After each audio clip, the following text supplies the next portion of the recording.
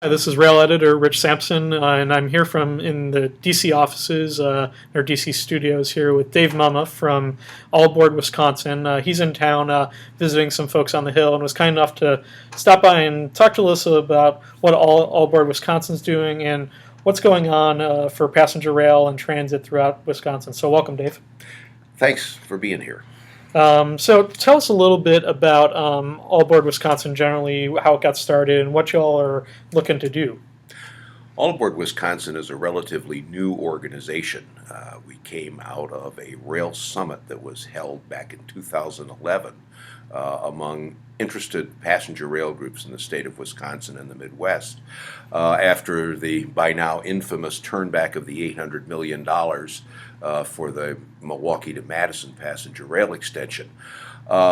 And we found that there was a gap in what rail associations were doing in the state of Wisconsin, and there was general agreement that someone needed to pick up this ball and run with it, if you will, and that led to the formation of All Aboard Wisconsin.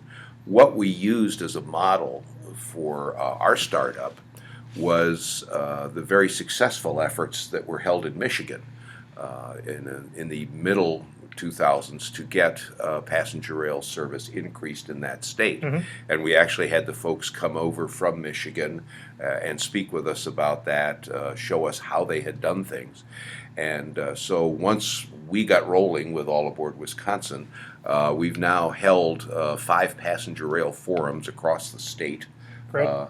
In various places geographically, pretty much from one end of the place to the other, to talk to folks about what their ideas are for passenger rail, explain to them what passenger rail may be able to do for them, find out. One of the exercises we do is, if you had a train, where would you want to go on it? Mm-hmm. And that gives us some ideas too as to where service might run. And so this was part of what we've done, and then of course we have also become active legislatively in the state, talking to lawmakers, talking to decision makers and decision influencers about the importance of passenger rail.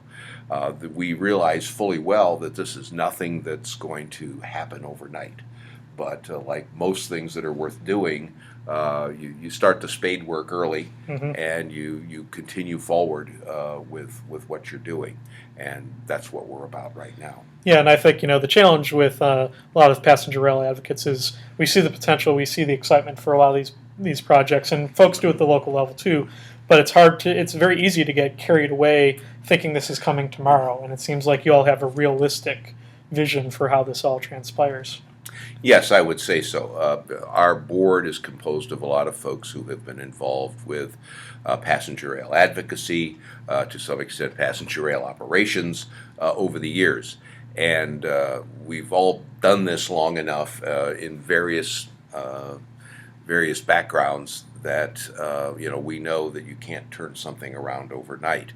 But we plant the seeds, water the seeds, if Yep. you will, and work toward the day when we can see success.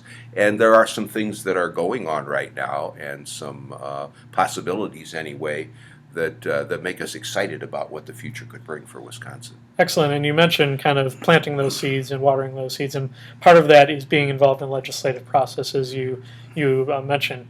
What are some of the priorities that All Aboard Wisconsin has, both at the state level in Wisconsin and federally, in terms of legislative and policy issues? Well, within the state, I would say one thing is that All Aboard Wisconsin is not simply about passenger rail. Our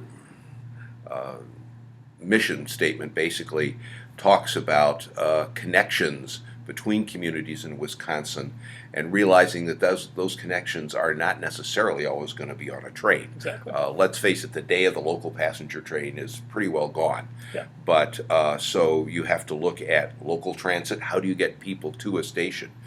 Intercity buses, because you have to have a coordinated network of transportation. And then passenger trains to major destinations within the state that the whole rest of this network can feed, and in turn can feed that network back to smaller towns and other locations in the state. So we are about more than just passenger trains. We are about a coordinated system of public transportation, and in that sense, we work closely with the public transportation associations and other groups that are interested in providing transportation by means other than the private automobile to get around, which, as number one, our population, like everyone else's population, is aging, and people aren't driving so much anymore on their own. And then we have the other end of the spectrum, which is the young generation that is now just coming into the workforce that, lo and behold, wants to live in cities, doesn't necessarily feel they need to have a car, at least not a car for everything. And they have demands too, looking for good, reliable, modern, clean, and fast transportation. And so we're kind of working both ends of the spectrum, if you will, with that and looking toward the future. Excellent. And what Dave was mentioning, local transit, and the kind of tripartite network, having local transit options, regional connections with bus service, and then longer distance rail connections. Dave has a great vantage point coming to this as the former operator of Janesville, Wisconsin's transit system for, what, 35 years, you said? Yes, Dave? 35 years in Janesville, so public transit. You know all about the importance of local transit access. And at one point, Amtrak did used to run into Janesville. That since has discontinued, but you're kind of aware how that all fits together at the local level. Exactly. And the whole system has to work as a whole. You can't have a lapse or a hole in the system. And unfortunately, in Wisconsin right now, we've got that because our passenger rail system isn't as developed as it might be, and doesn't provide the opportunities that it could at the present time for this type of transportation. And what we're working toward is the day that it will. And kind of what are some of the things that you all would like to see happen either in Wisconsin or DC in terms of legislation? Are there any acts in DC, the passenger rail authorization, the transit reauthorization? I assume you all are interested in seeing both of those move forward, correct? Absolutely. We've spent the last few days visiting congressional offices here, in Washington. And yes, the Amtrak authorization and the surface transportation reauthorization are both very, very high on our list.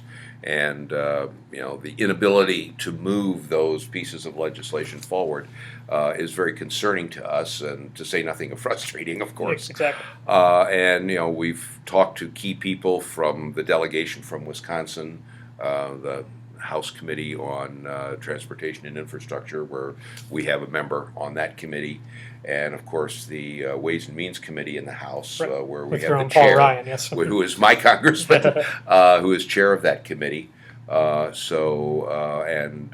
also have Congressman Kind from La Crosse, who's on the minority side of that committee. So we've got some people in the right places to get things done, but getting some traction and getting things moved forward is proving to be extraordinarily difficult at this point. And we'd like to commend Congressman Ribble in particular, a very strong advocate for transit. We found, he's a very reliable voice on the majority side right now for Wisconsin and for transit in general. So yeah, we've been very fortunate to have good people on T&I over the years. Congressman Petri, who just retired, of course, was a wonderful champion of ours for many years, and we're thrilled that Congressman Ribble has stepped up to help fill those shoes, because it certainly was something that we as a state and a region need. Yeah, exactly. So in terms of kind of some details that our readers like to hear about, what are some of the specific projects going forward in Midwest and Wisconsin? I know there's some talk of a second frequency on the Empire Builder Corridor, and then maybe some other routes throughout the Midwest with connections, improving the Hiawatha service. Do you want to kind of take us through some of those different? Sure. I think a lot of folks realize that a number of years ago there was a plan put forward, a Midwest regional rail system that was hubbed out of Chicago and would spread out through all the adjoining states. There has been some work, unfortunately not really in Wisconsin, to develop that system. Michigan and Illinois have pretty much been leading the way in that regard. We work very closely with the state of Minnesota And you mentioned the second frequency over the Empire Builder route between the Twin Cities and Chicago, and that's something that has been a joint effort between Minnesota and Wisconsin. The first stage of that study has been completed. It shows that yes, in fact, that would be a viable alternative. Now they're going to get into an environmental study to look at that, and then of course then you have to start talking about where the money's going to come from. So we think it's a good opportunity. We think it's absolutely doable. You have to jump through all the hurdles and of course find the money to get it done. Yeah, especially on the operating side for perpetuity. Absolutely. And there's capacity issues, as everyone's aware, with the Western and Midwestern railroads that will have to be addressed there too. The Hiawatha service, which has been extraordinarily successful, over 800,000 passenger trips a year on average. We would like to see more frequencies on that. Again, there has to be some work done before we can increase the number of trips from the current 7 daily round trips to 10 between Chicago and Milwaukee. That's something that, again, our state DOT is working on. It'll be a several-year process to get there, but we're hopeful that that will happen. Beyond that, we're getting back to the Midwest Regional Rail System. We have 2 Wisconsin state legislators, Senator Miller and Representative Brooks, who sit on the governing committee of that. And we have not given up on the idea that that system needs to be built out, and specifically those parts of that system that exist in Wisconsin. Service up the east or the west coast of Lake Michigan, all the way to Green Bay, service to Madison, and then we have the city of Eau Claire in western Wisconsin, who's really eager, from what I is very eager for service, and interestingly enough, they've been working very closely with the state of Minnesota. And Minnesota's actually come over and held public hearings in Eau Claire about passenger rail service between Eau Claire and the Twin Cities. Because a lot of the communities between there and the Twin Cities serve as bedroom communities in Wisconsin for the Twin Cities. So that's something that they're very interested in and that we would like to see come to fruition as well. So there are a lot of projects that are out there that are being worked on. Our neighbor to the south of where I live, the city of Rockford, Illinois, is still hoping to get their Amtrak service up and running within the next couple of years. So there's a lot of exciting possibilities happening in the Midwest. We realize that this is not going to happen overnight. But if we don't start working toward it, talking to the right people, laying the groundwork, it never will happen. That's what we're all about. And, I think kind of watching those various projects unfold is going to be really interesting over the next years, and seeing how the various political dynamics play out. And that's where All Board Wisconsin will have the biggest impact, kind of reaching out to those legislators and those local leaders and kind of making the voice heard. Absolutely. I've failed to mention we are going to be part of a bi-state meeting this fall in Duluth, Minnesota. And for the first time, this meeting has gone on for years between the public transit operators in both states. For the first time, All Aboard Wisconsin is one of the co-sponsors, working with our sister organization, All Aboard Minnesota. And for the first time, we will have passenger rail programming as part of that meeting. And talking about, among other things, the Northern Lights Express service that Minnesota is proposing between the Twin Cities and the Twin Ports, Superior and Duluth. And we will actually get a chance to look at a new intermodal transportation center in Duluth that is being built that will not only handle the local transit system, but also intercity buses and eventually the Northern Lights Express. I'm sorry, you're videoing. So tell us a little bit more about some of the projects that are continuing to go on in between Minnesota and Wisconsin, like the Northern Lights Express and some of the interplay between those two states. Right, yeah, we've been working very closely with them. Obviously, Minnesota has another very interesting project that they're talking about, which is the high-speed line between Minneapolis and Rochester, and with the Mayo Clinic in Rochester being a huge destination, and discussions about the University of Minnesota moving their medical school to Rochester to work in coordination with the Mayo Clinic, that again is a huge draw. And because while Rochester has an airport, they literally have people who come there from all over the world. Right. But they fly into the Twin Cities. They have to get there somehow. They have to get there, and so the idea of having high-speed rail between the Twin Cities and Rochester ties into that whole.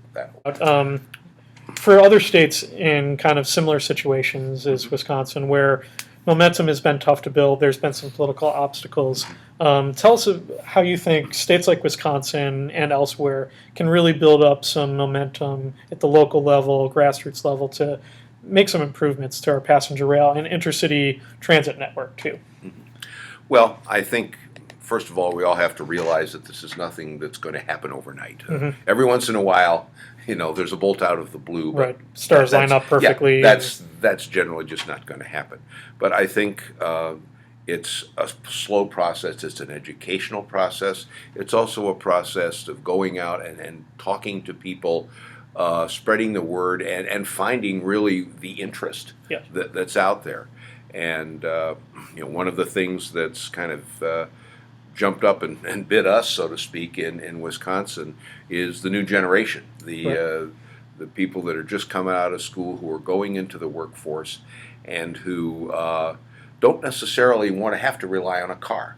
They want to live in a city that has all the amenities, and one of those amenities in their mind is an adequate public transportation system, and that extends not only within the boundaries of the community they live in, but also being able to get to other communities in the region without having to drive. Exactly. And intercity passenger rail, along with intercity bus service, is something that's tailor-made for that, and that people want and use when it's available. Exactly. Well, I think that will wrap us up for this edition of our video discussion series for Rail Magazine and Community Transportation. I want to thank Dave Mumma from the All Board Wisconsin project. And Dave mentioned the Midwest Regional Rail Initiative. That's actually a story we covered in our first ever edition of Rail Magazine about 15 years ago now. So if any of you have copies of Rail Magazine #1, we have a story on that when it was just getting started. And I believe our 17th or 18th edition also focused on passenger rail in the Midwest. And you'll see a link to that down at the bottom of this. But thanks, Dave, for joining us. And stay tuned for the next edition of Rail and also Digital CT coming to you in the near future. Thank you very much for having me.